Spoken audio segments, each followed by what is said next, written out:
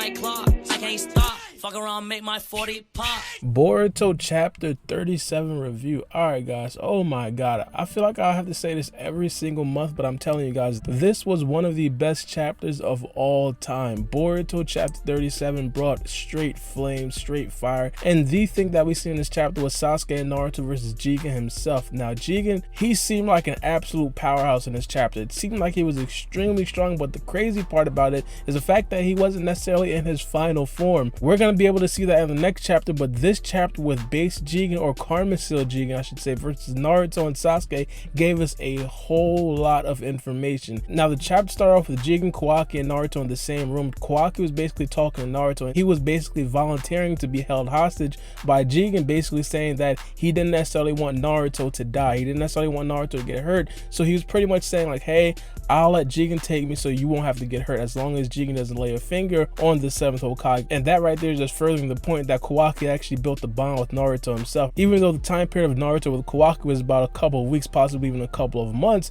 he just built that strong relationship with Kawaki, and I really love that. But after that, Naruto wasn't really going for it. Naruto was still all for the smoke, like he really wanted to fight Jigen. Jigen wasn't necessarily trying to fight Naruto, and I doubt that it was because Jigen was scared of Naruto. Jigen probably didn't want to waste his time and didn't really want to waste his energy, so Jigen takes Naruto to another dimension and pretty much leaves him there. This situation seems very familiar to a theory that we all had since the first episode of Boruto itself. If you guys recall, one of the first things that Kawaki said to Boruto in the first episode of Boruto was, I'm gonna be sending you to where I sent the 7th Hokage. And of course all the theories ran off, oh, Naruto might be dead, but one theory that I did hear, Kawaki probably took Naruto to a different dimension. That's what a lot of people thought was gonna happen. In this situation, Jigen actually did exactly what that theory said as of right now. Of course Naruto's not gonna be stuck in that dimension right now, but still that seems very familiar to that theory. And not only that, it's the fact that Naruto doesn't have time, space, and ninjutsu, so if he is another dimension, he's probably going to be stuck there until somebody can actually save him. Jigen brought him to the other dimension, and then Jigen just basically dipped out. Like, Naruto was pretty much freaking out at that point. But right before Jigen even had the opportunity to leave that dimension, Sasuke came in right after him. Sasuke pretty much pulled up on Jigen. He didn't pull up light. He actually hit Jigen, and Jigen fell over because Jigen was basically caught off guard. Now at this point, we understand it's going to be Naruto and Sasuke versus Jigen. At this point, I'm excited. I'm yelling like a 12-year-old girl at a Justin Bieber concert. Off of the rip, we understood they were in a different dimension. I applaud the Boruto writers for that. It seems like I've been doing that for a couple of days now, but I applaud the Boruto writers for this. They set this fight up in a different dimension. They did not have this fight go down in Naruto's house, and they didn't do what they did with Delta, where this fight happened like meters away from Naruto's house, so they don't have to hold back. There's no kids around them. There's no Kawaki. There's no Boruto. There's no Himawari. There's no Sarada.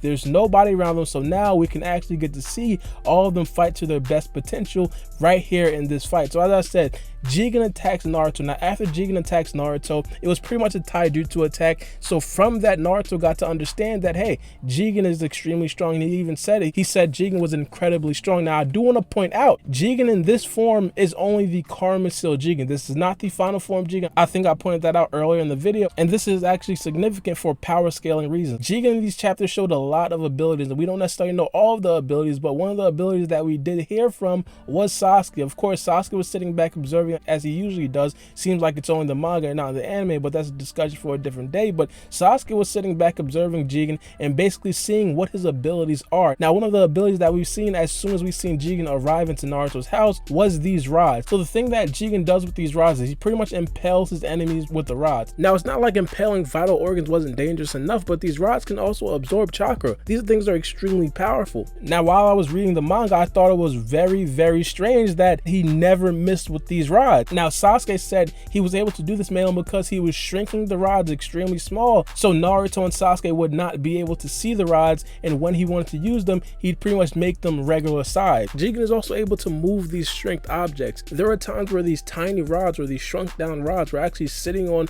Naruto and Sasuke's bodies, and they didn't know, and they could just appear and blow up out of nowhere and just puncture vital organs. And it seemed like Sasuke was spot on in that observation, man, because Jigen was pretty much applauding Sasuke and giving him a whole bunch of praise. This ability seems to be very simple, but if you guys think about it, he can shrink almost anything and have it appear out of nowhere. The thing is, when Jigen shrinks something, he shrinks to the point where you can't really see it. The only reason why Sasuke was able to see it was because he has the Mangekyo Sharingan and also the Rinnegan. Now, when you think of an ability such as just shrinking things, it doesn't necessarily seem that overpowered. But if you guys think about it as him having something appear out of thin air or having something appear out of nowhere is much more impactful and seems much more overpowered. And that's exactly what it is, mainly because he shrinks things to the size where you can barely see it. Now, of course, you can actually see it mainly because Sasuke and Naruto were seen dodging one when they actually figured out exactly what was going on, but it's still the situation where you can barely actually see it. Now, think about it like this. Naruto and Sasuke are there trying to avoid and maneuver someone with god level speed, someone with god level strength. But not only that, now you're forced to have to dodge things that you can't even see. And of course, Jigen is not only able to shrink these rods, he also shrinked himself. And something tells me he's able to shrink everything else, mainly because the first time we really seen him have an actual interaction with a character named Delta, it seemed like he had a table, a full-size table. And not only that, plates, wine, a whole bunch of things. It seemed like he had that all shrinked as well. If you guys recall, there was a time when Delta destroyed an original table, Jigen pretty much pushed that table to the side, and then a brand new table appeared out of nowhere. And at that time, a lot of us were dumbfounded. We thought that Jigen probably like recreated reality or something like that. There was a whole bunch of insane theories going around, but it seems like this right here is actually what he did. Now, as I said, think about it as something appearing out of nowhere. As of right now, we see Jigen shrinking himself, we see Jigen shrinking rods, but imagine if Jigen could possibly shrink other things. For example, if Naruto or Sasuke had this ability, Naruto would be able to shrink a Rasengan, and translating that ability to Jigen, where we don't know all of the abilities that he can do and his go-to abilities,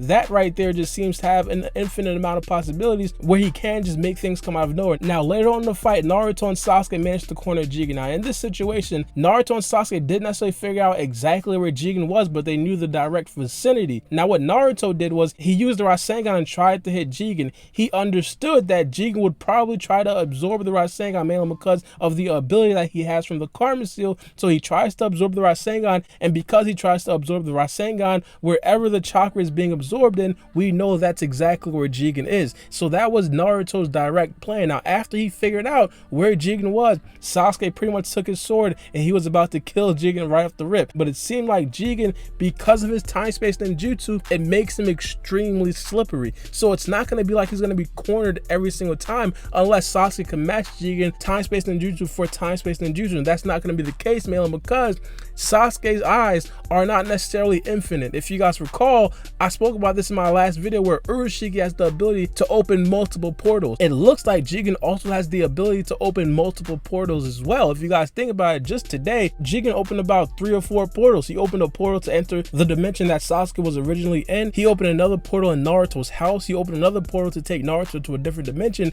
And this portal right here that he just opened to escape Naruto and Sasuke's attacks. So it seems like Jigen is just spamming off of these portals, and that right there would make Jigen extremely slippery. As I said, you cannot corner a character who has pretty much infinite time, space, and jutsu, so you have to beat him while he's attacking you. If you guys do want to compare him to somebody in terms of elusivity, it's going to be Obito from Naruto Shippuden. Now, I do want to make this very clear. I don't think that he's going to be phasing through objects the way Obito was, but when Obito was in a tough situation, he was able to use a time, space, and jutsu to open a portal and pretty much leave that spot. Now, of course, there's a plus where Naruto and Sasuke have experience of fighting a character like Obito, but there's a couple of other things, mainly the fact that Sasuke said that was just one of his special abilities.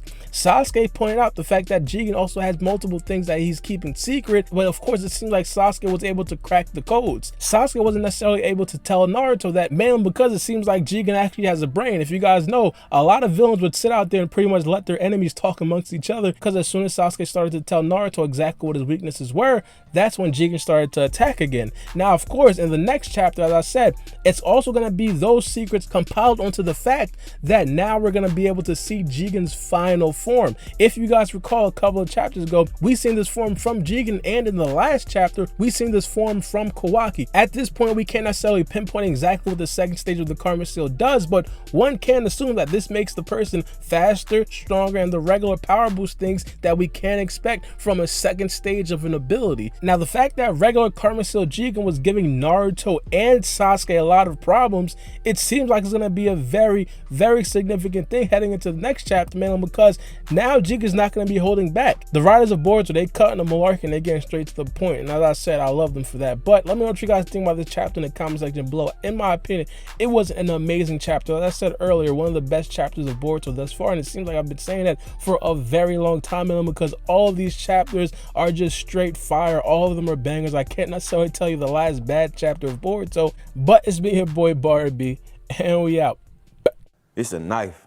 Check my clock, I can't stop. Fuck around, make my 40 pop. No popcorn, I pop pistols. Reaming my body, clothing no issue. Bitch, you look sick, you need a tissue. You drop a body, I just might bless you. I'm metrosexual, no high cholesterol. Where's Jenny Craig? Bitch, just get sexual.